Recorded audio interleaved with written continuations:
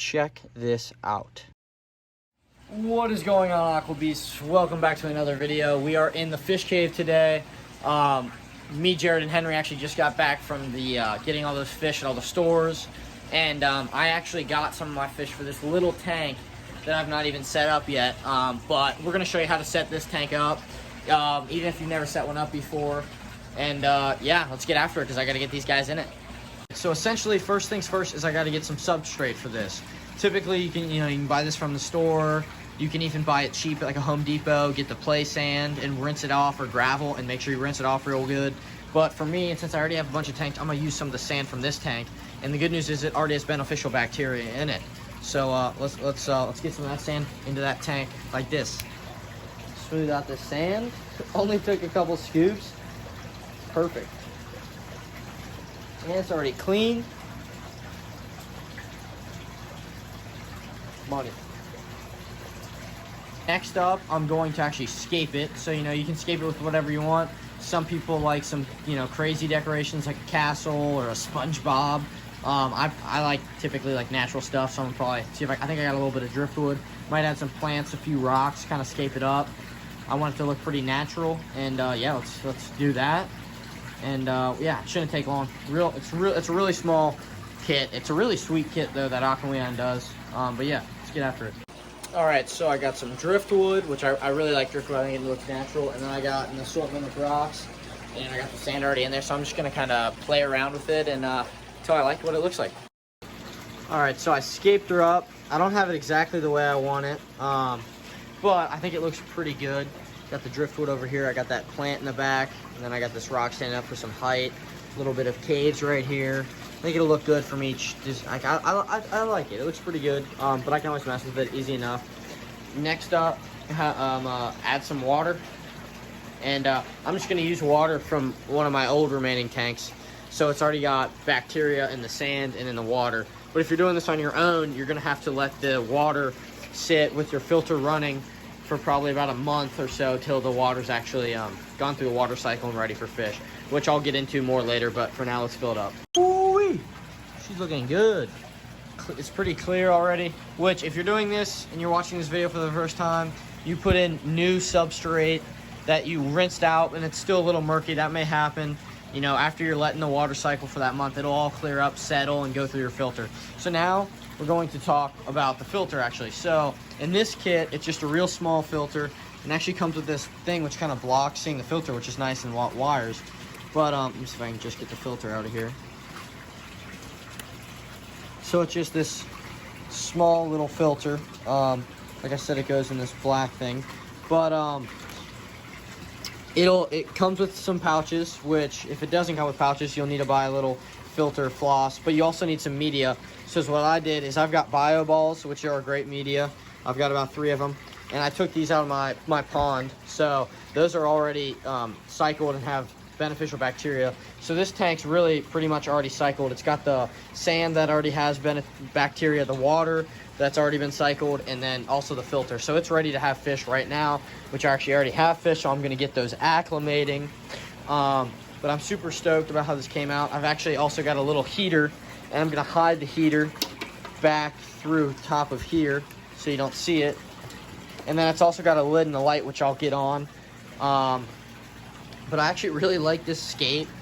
There's sand, there's a bunch of little caves up through there. But yeah, and then still got the plant. I'm super stoked. I got a couple snails and some neon tetra to go in there. I think they should do really well. I think I'm actually gonna move this tank into my bedroom. I just wanted to set it up here, so I might move it now. But yeah, so yeah, basically just if you're doing this on your own, just make sure you wait the month for the water to cycle and your filter to run through. And I mean, it's essentially the same idea even on huge tanks. If you've got other tanks or a friend who has media that you can borrow, that's going to really help run your cycle. I essentially had all the new, all this has already basically been from a tank, so it's ready to go. But yeah. All right, so I just got the tank moved into my bedroom. My bed's right here, so I'll be able to see it right from my bed. And then my in-the-wall 55-gallon African lungfish tank's right here. So they'll be real close, and then I can also see all the other tanks from my bed. I think in this corner, this tank's gonna look amazing. And then also, if I want to see back here, I can just kind of look back here and I can see back there, which is cool. I got little neon tetras who are acclimating and some snails. I am super excited to put them in this tank and get the filter going. And then just wait till I get the LEDs on there. It's gonna look 100 times better with the lights. I also added this little green plant. I think it adds some height to the tank and some color. I am actually so excited for this little tank. It's awesome, and I hope this helped you guys really figure out how to set up a tank. Just also make sure, don't forget to look up what you like, the fish you want to get for temperature purposes. Like I got a heater behind all the filtration. But this is an awesome way to start in the hobby, just a small tank like this. It's not very expensive, and you can, you know, dip your feet in the water. And but yeah, so I'm gonna let these guys acclimate for 15 minutes, and we'll put them in there, get the LEDs on there. This thing's gonna really come to life. All right, so we got the light hooked up. The power button's actually on the plastic. So cool. Check this out. Oh, there she goes. Ho, ho, ho. Does that not look good or what? That LED's so bright. I cannot wait to get the fish in, and they already acclimated. I'm gonna fill it up a little bit more, and I'm gonna get those fish in there. It's gonna be awesome. Fish and snails. And then I've actually got a little pleco in one of my tanks.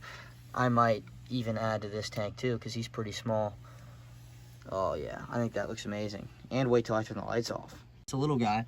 He was in my archer tank actually. I kind of forgot about him, but I think he'll be great in here for the time being. I'll probably end up putting him in another tank. He's a little big. Well, he's not big for this tank, but he'll look a lot bigger compared to those guys. But I acclimated him, and we're gonna put him in. That's gonna be nice to see him a bunch. And he's running out of algae to suck on in his other tank. So not that there's a bunch of algae in here, but I can, you know, feed him easier with, you know, little pellets and fruits. Oh yeah, he looks awesome on that sand. He's awesome. Yeah, he's gonna do really well in there. He's got plenty of room too. So yeah, this tank's looking great. All right, got the GoPro in. We're going to add the first, I call him Big Chungus, albino snail. That's a mystery, I believe. Oh, there goes the other one too. I don't remember this one, the red one, but he's in there too. There goes the big albino. He's a move and start finding his way around, and so that little guy. But let's go get the neons. We're gonna be sweet in there. I'm ready to pour the little neons. Many people may use their sink to put the net and then dump the water over so you don't get their water in your tank. Pro tip, I know I'm dealing with big fish, but make sure to close the drain. First off, small fish could fall through the drain. Second off, you don't want, even if it's a big fish, to not have any water if it falls. Oh. See? Here we go. It's kind of hard with one hand. But this should be good. Let's run them to the tank. All right, here we go.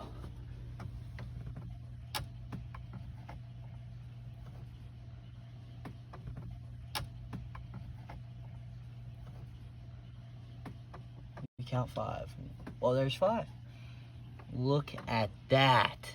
Oh, the one snail's already on the glass. Those guys look sweet in there. They're gonna start schooling, I believe. They're perfect size too. I mean, they've got plenty of room really, even in this small tank.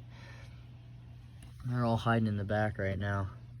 But those look awesome. I'll get back to you once they're all settled in a couple hours or tomorrow. But this tank, I think, came out amazing. Don't sleep on those little tanks. All right, what is going on? Future me here. It's been a couple months, and we're back in the fish cave. Got a little zaw. Actually, Wit's editing up this very same video right now, actually. So yeah. So I know you guys want to see the mini tank. Check it out. Look how freaking cool those fish are. Just kidding. They're not in there anymore. Got it! So actually, the mini tank, I was loving that tank so much. I've got a much larger community tank right now. I don't want to give too much of that tank away. Give you a little sneak peek. Live plants and a bunch of community fish, and I really like it. So make sure to stay tuned to see that tank. And then actually, if you think this is a good idea, I think I'm going to make that other mini tank into a micro saltwater tank, which I think could be really cool. Some little crabs in there, and maybe a couple little fish. It's gonna be tough in saltwater, but I think it would be awesome. So let me know if I should do that.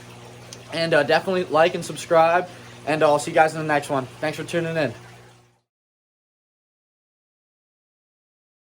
Check this out. Or not.